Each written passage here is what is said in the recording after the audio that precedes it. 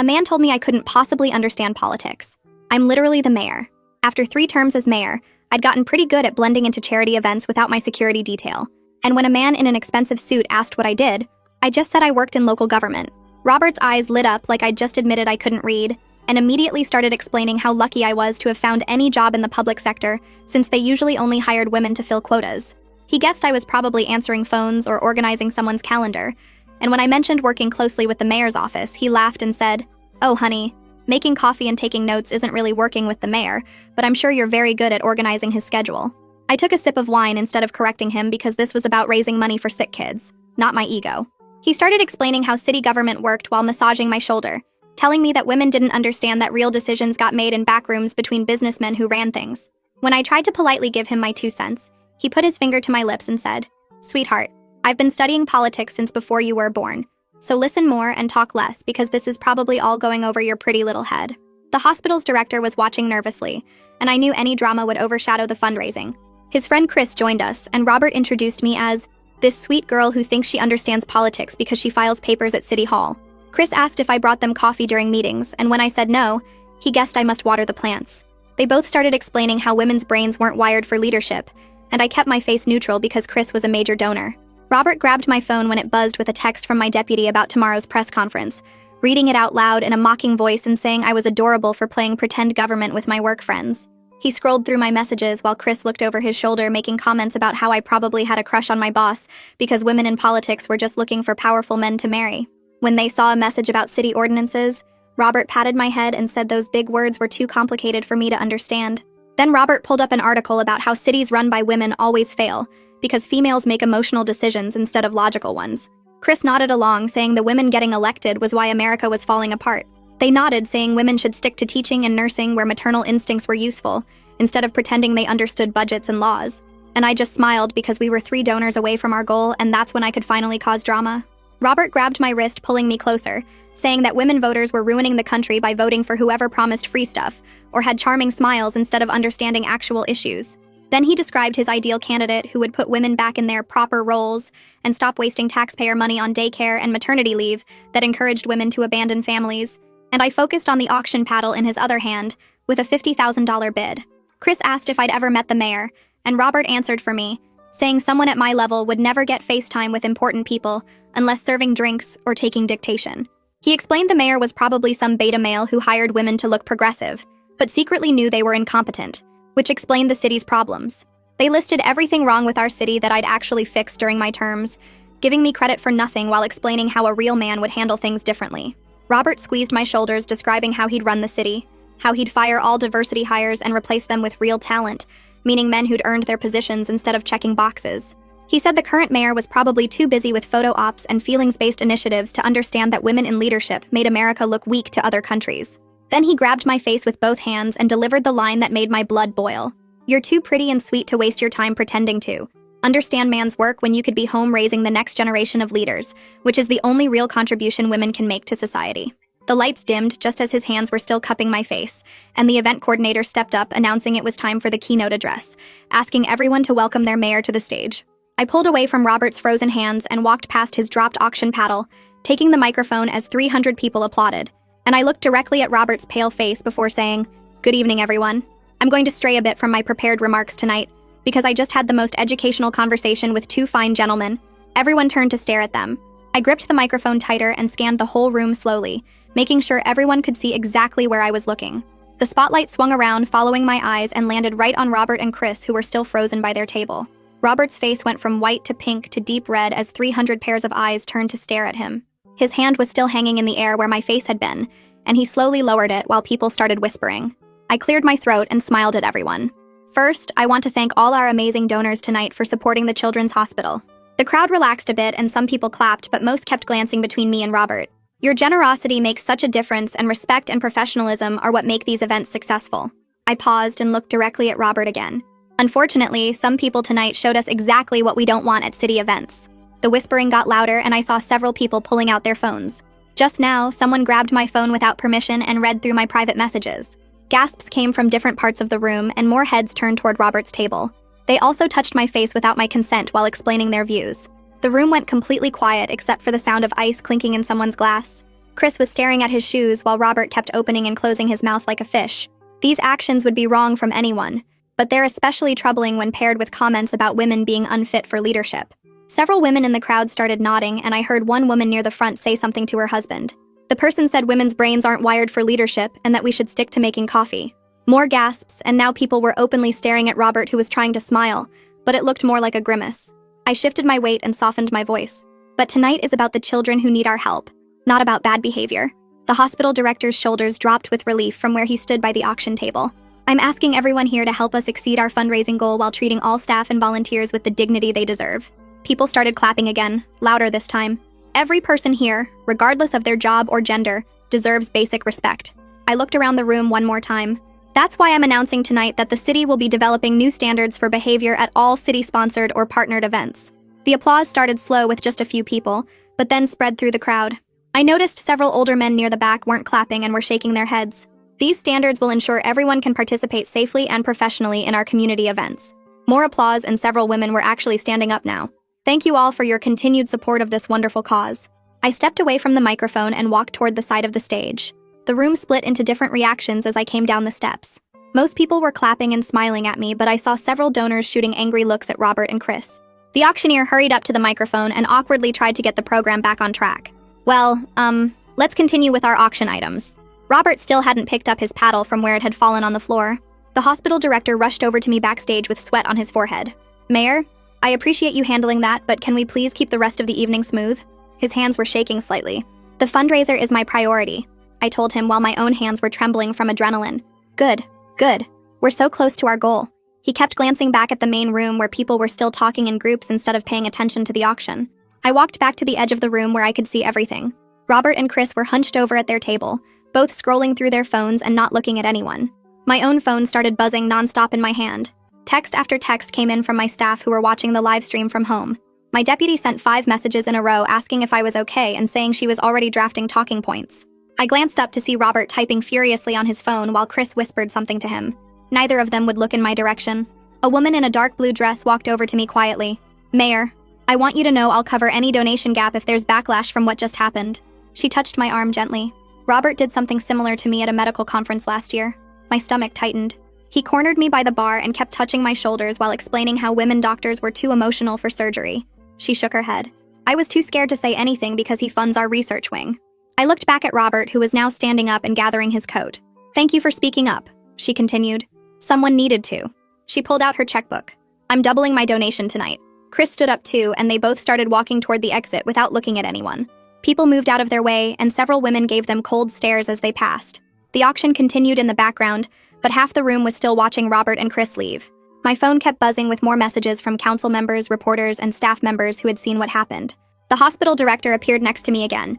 They're leaving, he said, and I couldn't tell if he was relieved or worried about losing their donations. I walked over to where Robert had been standing and picked up my phone from the floor. The screen was still unlocked and showing my messages. My deputy had sent 12 texts in the last 5 minutes asking if I was okay, and saying she was already drafting talking points for tomorrow's press conference about workplace boundaries and professional respect. The messages kept coming in faster than I could read them. She'd already pulled together 3 pages of notes about appropriate behavior at city events. I scrolled through quickly and saw she'd CC'd our communications director, who was suggesting we focus on policy rather than personalities. My hands were shaking a little as I typed back that I was fine and we'd talk later. The hospital director was still hovering nearby, watching me with worried eyes. I slipped the phone into my pocket and looked around the room one more time. People were still talking in small groups and pointing toward where Robert and Chris had been sitting. The auction was continuing, but nobody was really paying attention anymore. Several women came up to me as I walked toward the exit and squeezed my hand or touched my shoulder without saying anything. Their faces told me everything I needed to know about their own experiences. I made my way through the crowd slowly and deliberately without looking back at Robert and Chris's empty table. My security detail was waiting by the door, and I could tell from their expressions they'd been watching the whole thing on the live stream from their phones in the lobby. The lead officer opened the door for me without saying anything, and we walked out together into the cool night air. My driver had already pulled the car around and was standing by the back door. He told me he'd heard some of what Robert said when he'd come out for a smoke break earlier. I got into the car and immediately pulled out my phone to start recording voice notes while everything was still fresh. I dictated every single thing I could remember, starting with Robert's first comment about women only being hired to fill quotas. I included the exact time we'd started talking and listed everyone I'd seen nearby who might have witnessed parts of the conversation. I described how he'd grabbed my phone without permission and scrolled through my private messages.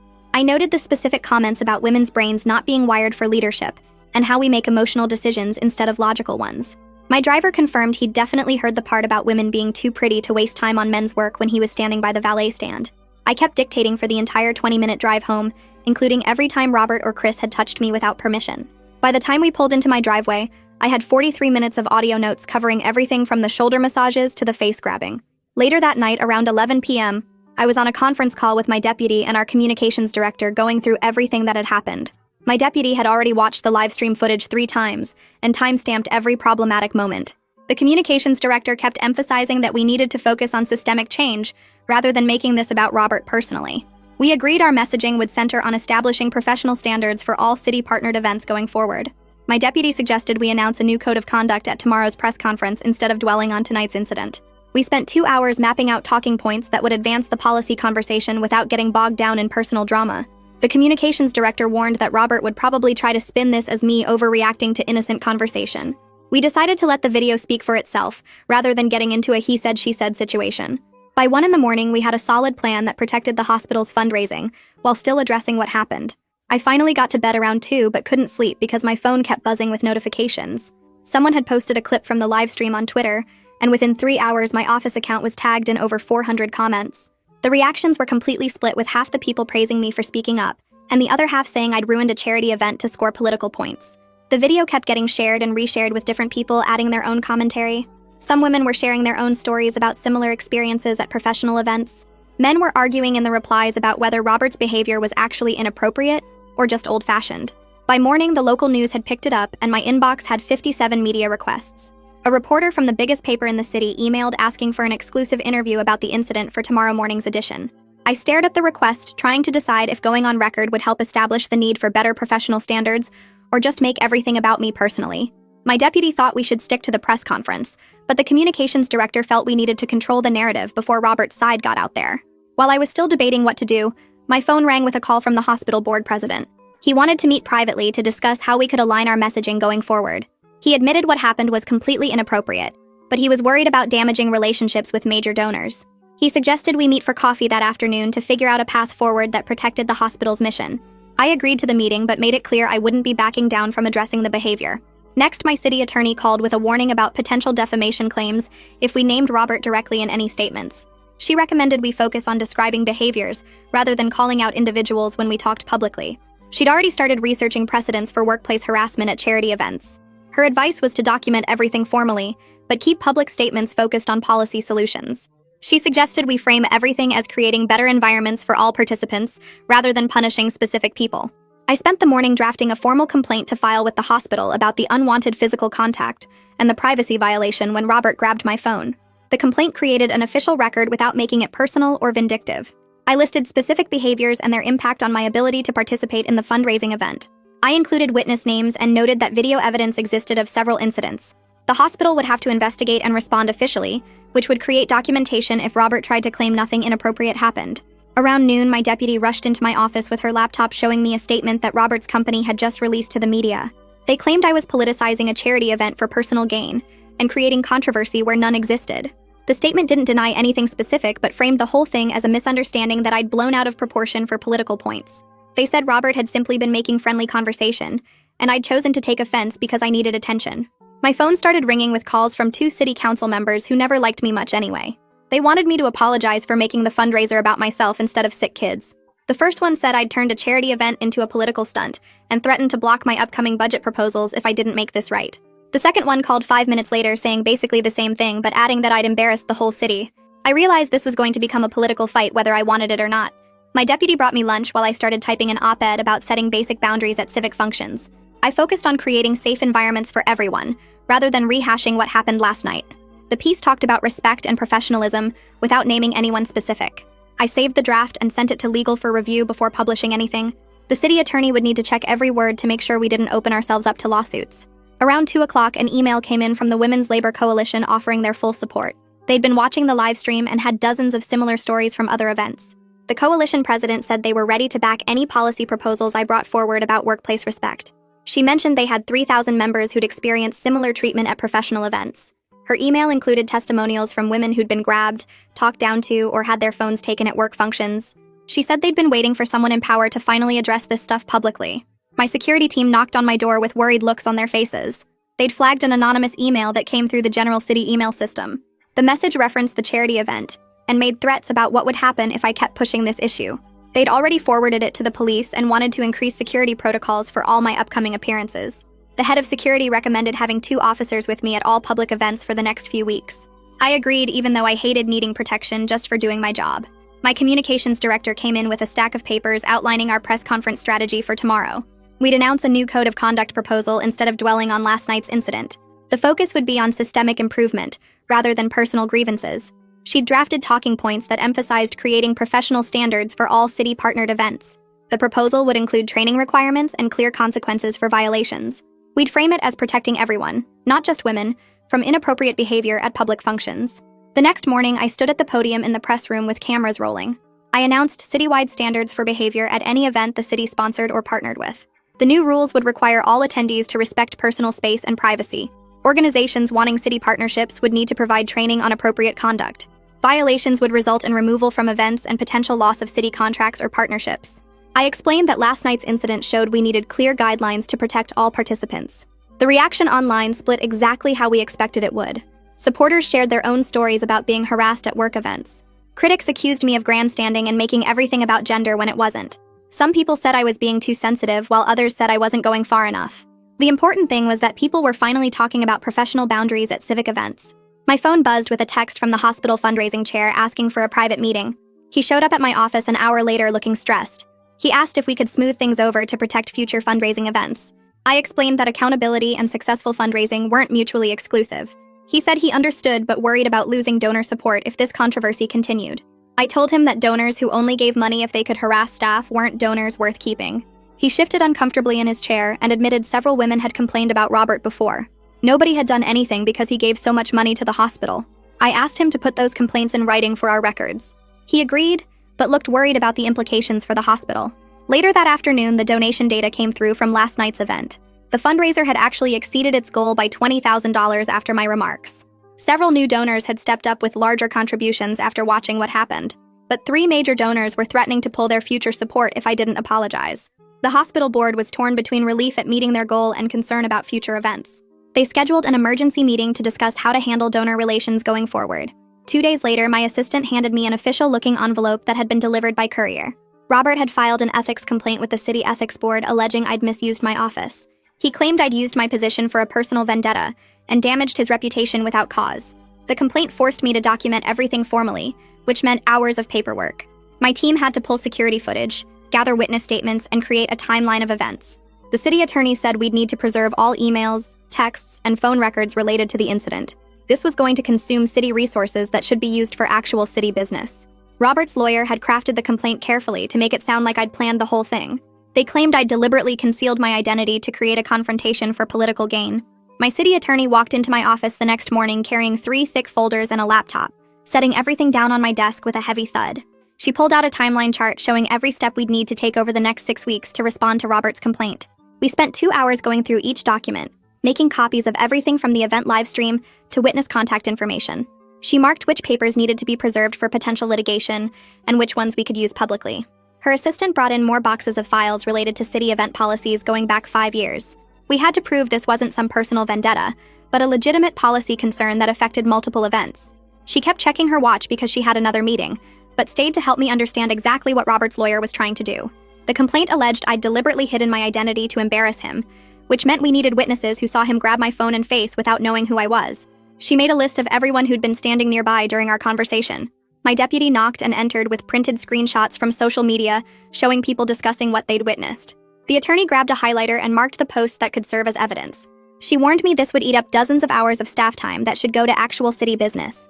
Her phone rang and she answered it, then handed it to me saying a reporter wanted a statement. The reporter had already talked to 3 people who'd been at the fundraiser, and they all confirmed hearing Robert's comments about women's brains. I gave a brief statement about focusing on policy solutions rather than personal disputes. The article went live within an hour, shifting some public opinion, though Robert's business associates immediately posted rebuttals claiming the witnesses were biased because they supported me politically. Chris decided to release his own evidence that afternoon, posting an audio clip on his company's website. He'd apparently been recording on his phone, though he'd edited out most of the conversation to make it seem innocent. The clip still included him asking if I water plants at City Hall, which didn't help his case much. My tech team called me down to the basement where they'd been working with the venue's AV equipment. They'd managed to recover the full audio from the sound system that had been recording for the live stream. The file clearly captured Robert grabbing my phone and his comment about women's brains not being wired for leadership. We made 3 backup copies and locked the original in the city's evidence safe, rather than releasing it publicly. My deputy thought we should post it immediately, but the attorney advised keeping it as leverage. A prominent business leader called my office that afternoon offering to mediate between all parties. He suggested we could avoid months of legal battles if everyone signed a mutual non-disparagement agreement and moved on. I listened to his proposal while reviewing the draft agreement his lawyer had already prepared. The document would prevent me from discussing the incident publicly, or pursuing any policy changes related to it. I thanked him for his efforts but explained that signing would mean other women would face the same treatment at future events. He tried arguing that quiet resolution would be better for everyone, especially the hospital's fundraising efforts. I declined any settlement that included a gag order, or required me to apologize for addressing the behavior at the event. Some problems needed public attention, not private agreements that let harassers avoid consequences. The City Council scheduled a hearing for the following week about my proposed code of conduct for city-partnered events. Several council members were already expressing skepticism about adding what they called unnecessary regulations to charity functions. My staff started counting votes and realized we were one short of passing the proposal. 2 swing votes were worried about pushback from the business community, who funded many city initiatives. I needed to find a compromise that kept the core protections while addressing their concerns about overregulation. The Business Association sent a formal letter opposing the policy that same day. They warned that donors might stop supporting city-partnered events if we imposed strict behavioral requirements. Their counter-proposal suggested voluntary guidelines that organizations could choose to adopt rather than mandatory rules. They attached a list of major donors who were reconsidering their support for upcoming city projects. My deputy organized a town hall for that weekend where constituents could share their experiences with harassment at civic events. We sent invitations to every neighborhood group and posted notices on all city social media channels. The response was immediate, with over 200 people signing up to attend or submit written statements. Saturday morning, the auditorium filled with residents wanting to tell their stories. A teacher described being groped at a school fundraiser by a donor who said she should be grateful for his support. A nonprofit director shared how a board member had propositioned her during a charity auction. A young professional talked about leaving a networking event after an older businessman wouldn't stop touching her shoulders and hair. Each story built pressure on the council members who were watching from the back row. People weren't just sharing what happened to them, but explaining how it affected their willingness to participate in civic life. Several women said they'd stopped attending city events entirely because they didn't feel safe. The personal testimonies made it harder for critics to dismiss this as one politician's personal grievance. The local news covered the town hall extensively, interviewing participants and broadcasting their stories across the evening news cycle. My phone buzzed constantly with messages from council members who were starting to reconsider their positions on the code of conduct proposal. Monday morning, my deputy walked into my office with a folder and a weird look on her face. She'd gotten a call from someone on the hospital board who wanted me to know they'd voted to remove Robert from their donor advisory committee while they reviewed what happened at the fundraiser. The vote happened over the weekend in a closed session, and they weren't making it public yet, but the board member thought I should know they were taking it seriously. I grabbed my coffee and started reading through the weekend emails when my assistant knocked and said the city attorney needed to see me immediately. She walked in carrying a thick envelope that had been delivered by courier 20 minutes earlier. Robert's lawyer had sent a cease and desist letter threatening to sue me for defamation, unless I publicly retracted everything I'd said at the fundraiser, and apologized for damaging his reputation. The letter went on for 12 pages, listing all the ways I'd supposedly lied about what happened, and calculating damages at $2 million. My city attorney sat down and started pulling out witness statements she'd already collected from people at the event. She had signed affidavits from 3 servers who heard Robert's comments about women's brains. Plus, the audio tech had saved a recording from the venue's system that caught most of our conversation, including him grabbing my phone. We spent 2 hours going through every claim in the letter and documenting exactly what evidence we had to prove I'd told the truth. The city attorney leaned back in her chair and suggested we try mediation before this turned into a long, expensive court battle that would drain city resources and dominate headlines for months. She thought we could use the threat of our evidence to push for something that would actually help prevent future harassment at city events. I agreed to explore mediation, but only if any agreement included funding for real training programs, not just Robert writing a check to make this go away. 3 days later, we sat in a conference room at a downtown law firm with Robert's legal team and a retired judge acting as mediator. Robert wasn't there, but his lawyers made it clear he wanted this resolved quickly and quietly to protect his business interests. I pushed hard for his foundation to fund harassment prevention training at every city-partnered event for the next 5 years. The lawyers kept trying to water it down to optional workshops or online modules, but I held firm that it had to be mandatory in-person training for all staff and volunteers. After 6 hours of back and forth, We reached a tentative agreement where Robert's foundation would provide $300,000 over 5 years for training programs. He wouldn't have to admit any wrongdoing, and both sides would agree not to make any more public statements about the incident. It wasn't the public accountability I wanted, but it would create real change at dozens of events each year. The council meeting was scheduled for Thursday night, and my deputy's vote count showed we were still one short even after the town hall. We spent Wednesday calling the 2 swing votes trying to address their concerns about the business community pulling support. I offered to add language requiring due process for anyone accused of violations, including the right to appeal, and a clear investigation procedure. One council member finally agreed to support it if we changed mandatory removal to a review process, where event organizers could decide appropriate consequences based on severity. Thursday night, the council chambers were packed with people wearing pins supporting the code of conduct. The debate went on for 3 hours with business leaders warning about economic impacts and assault survivors sharing why these protections mattered. When they finally called the vote, it passed 5-4 after we'd added the due process protections the swing vote wanted. I watched the vote board light up and felt relief until my phone started buzzing with texts from my deputy. 3 major donors had already sent emails pulling their support from the new youth center, the library expansion, and the park renovation project. We'd known there would be backlash, but losing almost $1 million in pledged funding meant scrambling to find new sources or scaling back projects that the community was counting on. Friday morning, I locked myself in my office bathroom and felt my chest getting tight as everything from the past 2 weeks hit me at once. My hands were shaking and I couldn't catch my breath as I slid down against the door, realizing how much this fight had taken out of me. I sat on the cold tile floor for 20 minutes trying to calm down before calling my deputy to cancel my afternoon meetings. That weekend, I made an appointment with a counselor and started delegating more responsibilities to my senior staff, who'd been asking to take on bigger roles anyway. The following week, a reporter from the state's biggest newspaper called saying she was working on a story about sexism in local politics across the region. She'd been following what happened at the fundraiser and wanted to connect it to similar incidents in other cities where female officials faced harassment at public events. Her article ran that Sunday with interviews from 8 female mayors and city council members who'd dealt with similar behavior but hadn't felt safe speaking up before. The piece helped people understand this wasn't just about one bad interaction, but a pattern that kept qualified women out of public service. That same morning, I got an email from the hospital's board president saying they'd exceeded their fundraising goal thanks to last-minute donations after the event. However, they were reconsidering whether to invite city officials to future fundraisers to avoid any distractions from their mission of helping sick kids. Monday morning, my deputy walked into my office holding her phone and showing me a news article about Robert's construction company losing their contract with the city's parks department. The contract was only worth $200,000 a year, so it wasn't going to hurt him much. But seeing his company name next to words like controversy felt like something. His company put out a press release that same afternoon announcing 3 new contracts with private developers worth 10 times what they'd lost from us. Money really does protect people from consequences, because while regular folks would lose their jobs over grabbing someone's face, Robert just shifted his business focus. The ethics complaint he'd filed against me sat on my desk for 6 weeks while the city attorney's office investigated every single claim he'd made. They interviewed 17 people who'd been at the fundraiser and reviewed all the video footage from 3 different angles. Every witness confirmed what happened, and the video showed him grabbing my phone, my wrist, and my face without permission. The investigator called me Thursday afternoon to say they were dismissing the complaint completely since there was 0 evidence I'd done anything wrong. I hung up the phone and sat quietly in my office, feeling the weight lift off my shoulders after weeks of paperwork and meetings. My inbox kept filling with emails from people either praising me for standing up or calling me unprofessional for making a scene. The angry ones worried me less than the ones that included specific threats about what they'd do if they saw me alone. Security started checking my car every morning and walking me to every public event, even if it was just across the street. We installed panic buttons in my office and started screening all visitors through metal detectors, which made everything take longer. The hospital board president called asking if we could meet privately to discuss how to move forward without more drama. We sat in a quiet coffee shop where nobody recognized us and talked for 2 hours about what went wrong.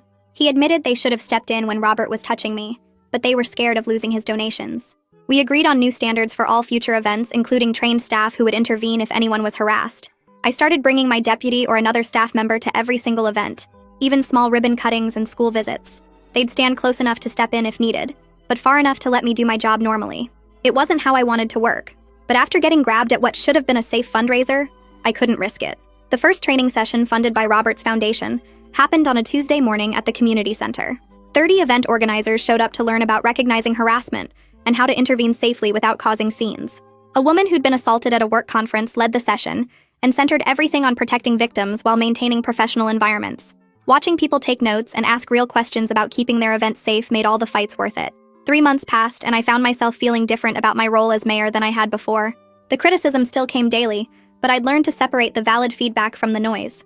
More women started reaching out to share their own stories about being grabbed or talked down to at professional events. Some thanked me for speaking up, while others wished I'd been quieter to avoid giving ammunition to people who already thought women couldn't lead. My staff noticed I was more careful at events, but also more confident when dealing with difficult people. The hospital's spring fundraiser was coming up again, and I hadn't decided whether to attend or skip it entirely. My deputy brought me a letter that had arrived at City Hall addressed to me personally with no return address. Inside was neat handwriting from a 23-year-old woman who'd watched the live stream of what happened with Robert. She wrote that she'd been considering running for city council, but thought she was too young and inexperienced. Seeing me refuse to stay quiet when someone literally grabbed my face made her realize that if I could handle that, she could handle campaign criticism. She'd filed her paperwork to run and already had 50 volunteers signed up to help with her campaign. Reading her letter reminded me that sometimes the fights we don't want to have end up mattering to people we'll never meet. That's a wrap for now. Thanks for just hanging out and exploring all these little details with me. Until next time, subscribe for more content like this.